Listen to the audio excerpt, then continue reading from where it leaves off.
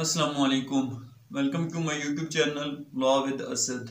आज जो हमारा टॉपिक है वो article 23 and 24 of the constitution of Pakistan. Article 23 और 24 के अंदर आपको जो fundamental right to have property यानी आपके जो फंडामेंटल राइट्स हैं प्रॉपर्टी से रिलेटेड उनको इंश्योर किया गया है। तो आइए अपने टॉपिक का स्टार्ट करते हैं। आर्टिकल 23 और 24 को थ्रू इट्स डायरेक्ट लैंग्वेज देखते हैं और उसको एक्सप्लेन करते हैं। Article 23 provisions as to property. Every citizen shall have the right to acquire, hold and dispose of property in any part of Pakistan, subject to the Constitution and any reasonable restrictions imposed by law in the public interest। यानी हर शहरी का ये एक बुनियादी हक है कि वो पाकिस्तान के किसी भी हिस्से में, पूरे पाकिस्तान में से किसी भी जगह जो पाकिस्तान के अंदर आती है उसमें वो प्रॉपर्टी को क्या कर सकता है, एक्वायर कर सकता है यानी प्रॉपर्टी खरीद सकता है, होल्ड कर सकता है और उसको क्या कर सकता है, डिस्पोज ऑफ कर सकता है। यानी वो जिस तरह भी चाहता है ओनर अपनी प्रॉपर्टी को क्या कर सकता है, एंजॉय कर सकता है। उसको ये प्रोटेक्शन दी गई है article 23 of the constitution of Pakistan के अंदर।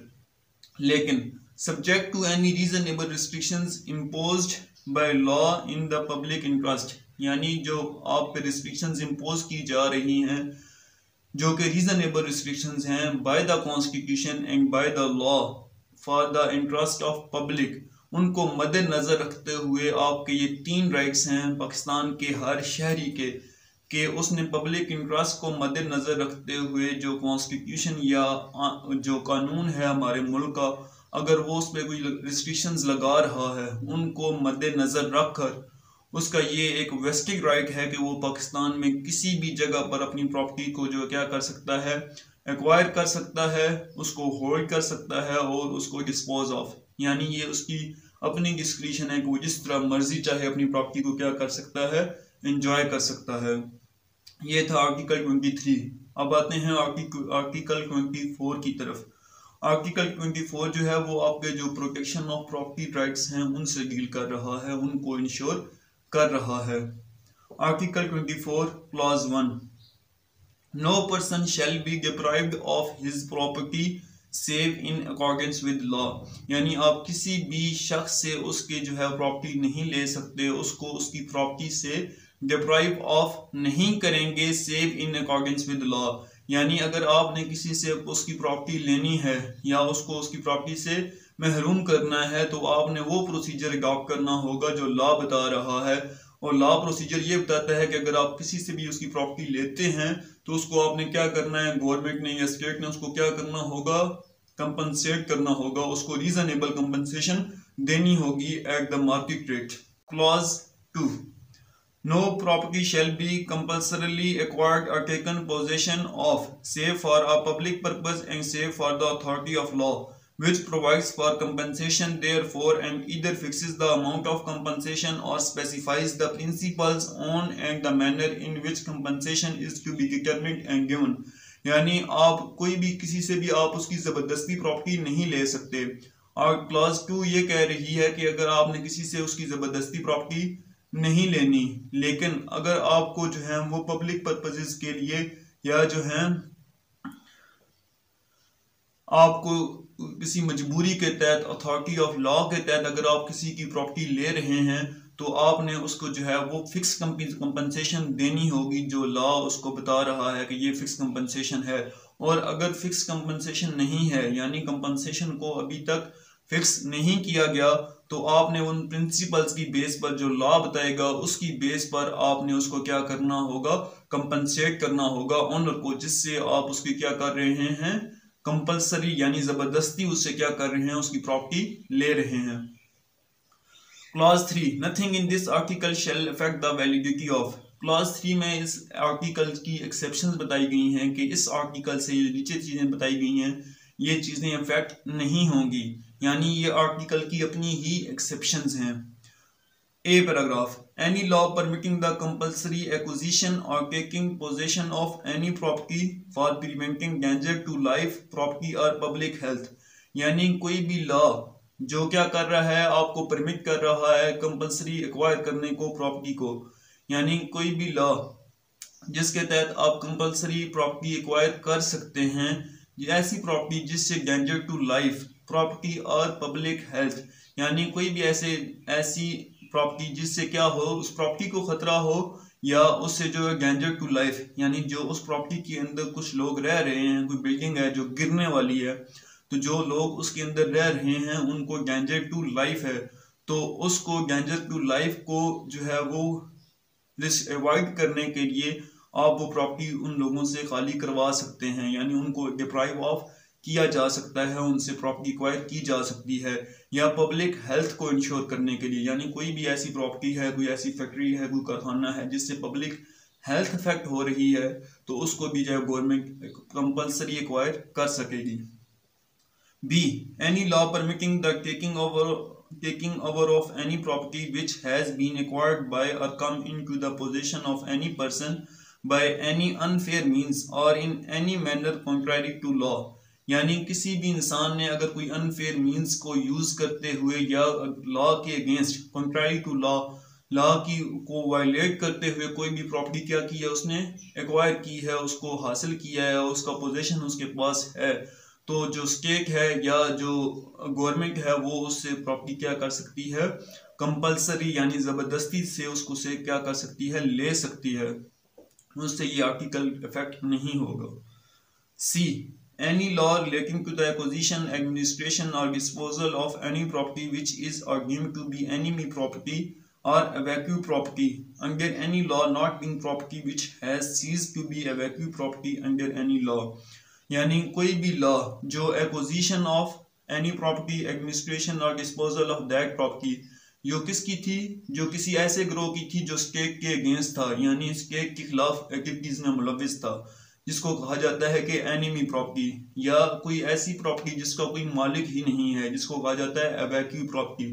तो उसको भी स्टेट जो है वो स्टेट एक्वायर कर सकती है। यानी ऐसी प्रॉपर्टी जो एनिमी प्रॉपर्टी हो या वैक्यू प्रॉपर्टी हो, तो उसको जो है वो स्टेट एक्वायर कर लेगी compulsory. D, any law providing for the taking over of the management of any property by the state for a limited period either in the public interest or in order to secure the proper management of the property or for the benefits of its owner, यानी state जो है वो क्या कर सकती है, किसी भी प्रॉपर्टी को मैनेज कर सकती है फॉर शॉर्टर पीरियड ऑफ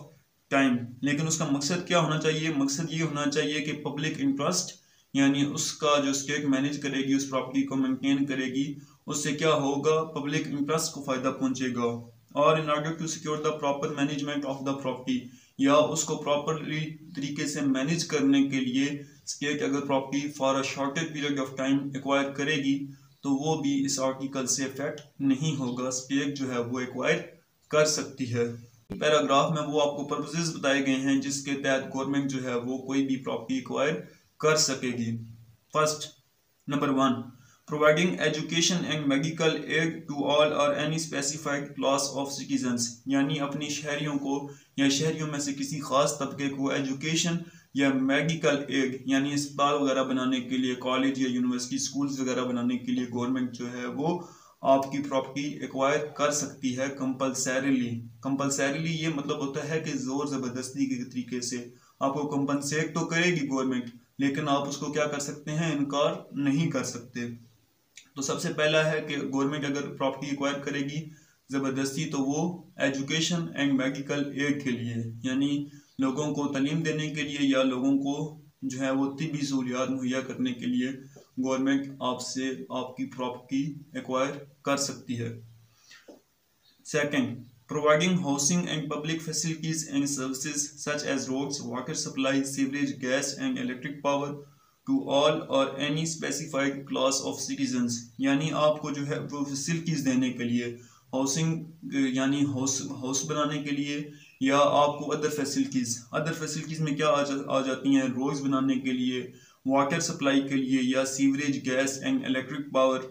के लिए भी आपसे जो आपकी ज़मीन है, जो आपकी प्रॉपर्टी है, वो क्या की जा सकती है, ली जा सकती है। Third, providing maintenance to those who on account of unemployment, sickness, infirmity or old age are unable to maintain themselves। अच्छा,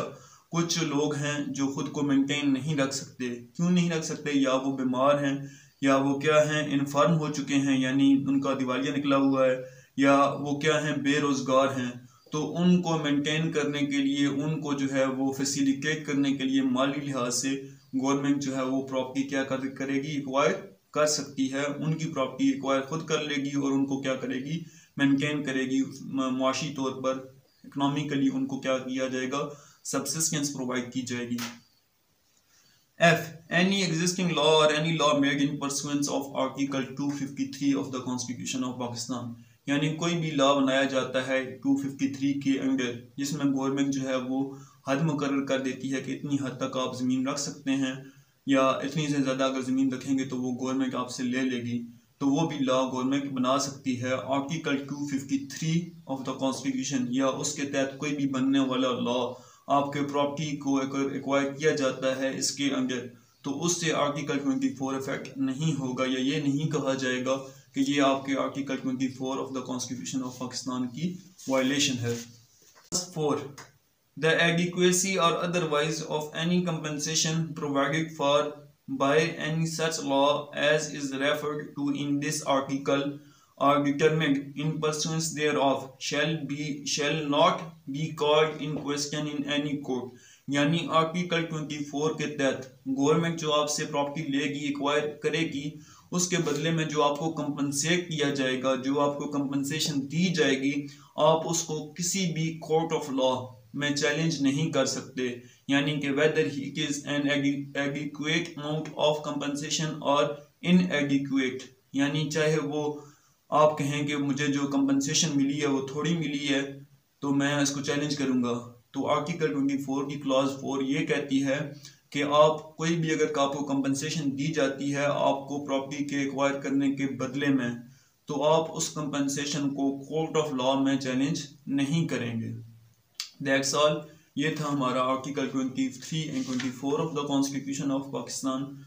उम्मीद है कि आपको कुछ समझ आई होगी। अगर कोई भी आपका क्वेश्चन हो आर्टिकल 23 से रिलेटेड या 24 से रिलेटेड, तो आप कमेंट सेक्शन में पूछ सकते हैं, इंशाल्लाह मैं उसको आंसर करूंगा। Thank you so much. अल्लाह हाफिज़।